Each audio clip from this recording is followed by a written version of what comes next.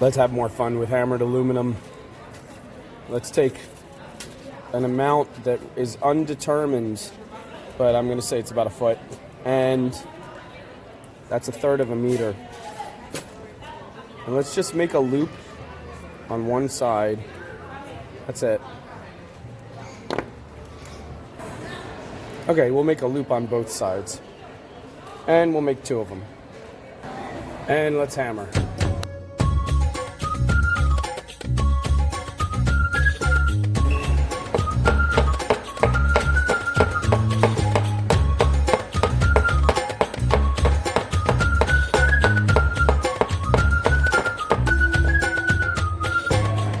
Alright. So fix these. Sometimes they get moved a little bit out of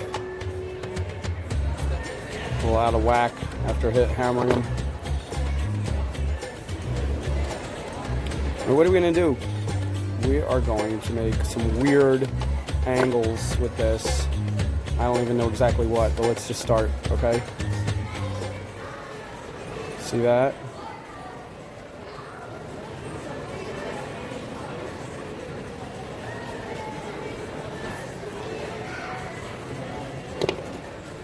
What just happened there? What are we doing? I don't know, and I don't care.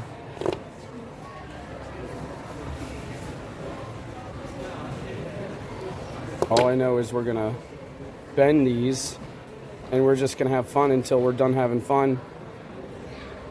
And we're not gonna care what anybody says, and we're not gonna care what anybody does.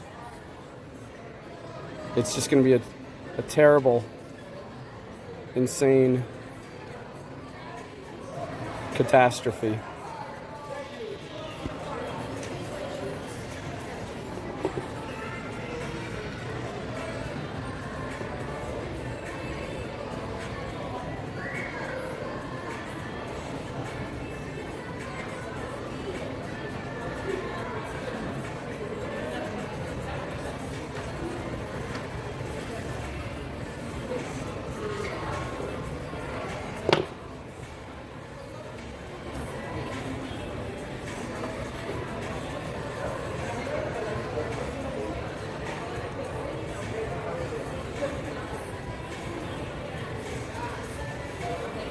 All right, it's pretty stable.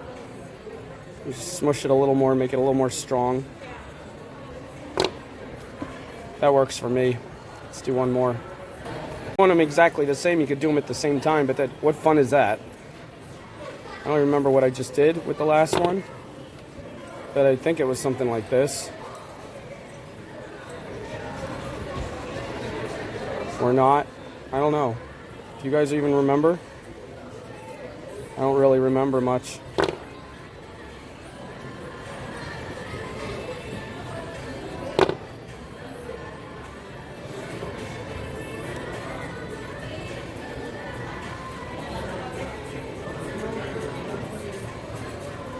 Some of you with good memories are like, no, you didn't do that. First you bent the other one over there, and then you did one more of the bend like that. And those of you with bad memories are like, looks the same to me.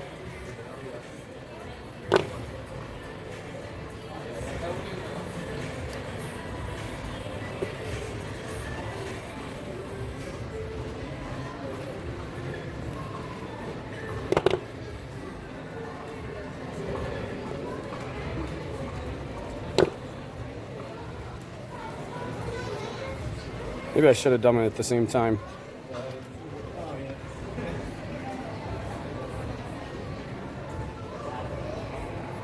Let's stick this guy in there. That's not something we did last time, but I don't care. Let's put him in here.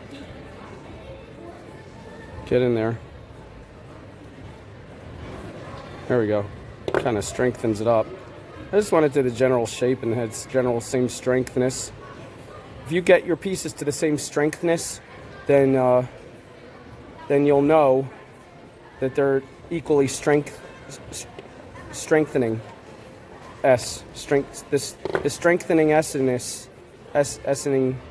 esseningness of them will be equal in all respects, regards, and strong and strong in nature, and you know what I'm saying. I use a lot of big words that sometimes confuse people. Let's see, is that close? Not really. That one's like messed up, but at least he's got it together. This one's like, I don't know what's happening with my life. I really, everything's every which way. This one's also pretty tight. You can pull on it, it's not moving. This one, it's wiggling all over. So this one has to teach this one like a mentor. He's like, bro, you gotta squeeze it together more. Like, look at me. It's like, I'm looking at you, but I don't see what you did differently.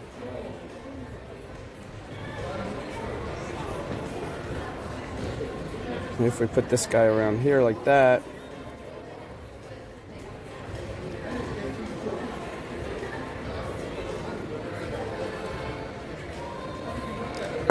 now that's looking worse than ever. The funny thing is, he's kind of more, well, he was more fun. Now he just looks like a garbage man. Let's see. Yeah, he's getting stronger. And if we do one of those doohickeys. All right, that strengthens him up too. Whoa. Okay. That's getting better. We're getting closer.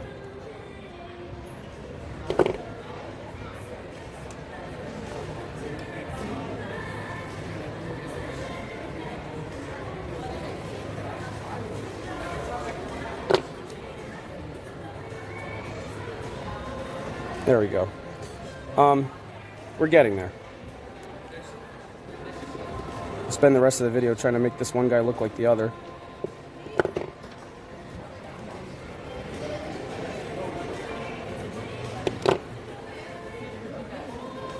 Alright, I was much stronger now. Well, this calls for some cool funky beads now, wouldn't you say? I would say. So we'll get some 20 gauge regular anti-copper colored copper, and I'll finish these guys off.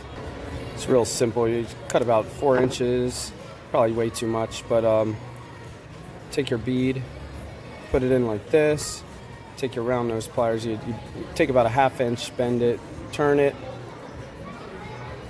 why, come on, I'm over here now, focus, camera. Roll it until you have a nice loop. Push the bead up against the loop. Bend another right angle, right up against the bead. Hold the pliers about 1/3 of the way down, like that. Hold them tight.